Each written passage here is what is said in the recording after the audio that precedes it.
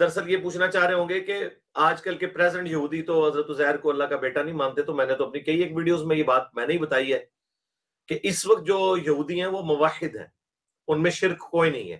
جوز تو اب بالکل اس سے ہٹ چکے ہیں۔ ان کا ایک گروہ تھا کسی زمانے میں جو حضرت عزیر علیہ السلام کے لیے کوئی اس قسم کا عقیدہ رکھتا تھا۔ جیوز تو اس وقت بالکل اسی توحید کے اوپر ہیں جو مسلمانوں والی توحید ہے۔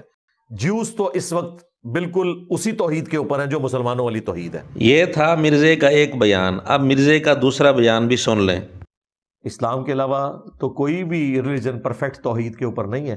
بات ہے اصل چیز توحید ہے، اسی کے تعارف کے لیے انبیاء آئے ہیں، اسی کے لیے کتابیں نازل ہوئی ہیں، اور توحید کے کسٹوڈین اگر کوئی دنیا میں ہے تو مسلمان ہے، الحمدللہ۔ اب مرزے کے دو مختلف بیان آپ کے سامنے آ گئے۔ جیوز تو اس وقت بالکل اسی توحید کے اوپر ہیں جو مسلمانوں والی توحید ہے۔ توحید کے کسٹوڈین اگر کوئی دنیا میں ہے تو مسلمان ہے، الحمدللہ۔ مرزے کے شاگرد صرف اتنا بتا دیں کہ ان دونوں میں سے مرزے کی کون سی بات صحیح ہے اور کون سی غلط ہے۔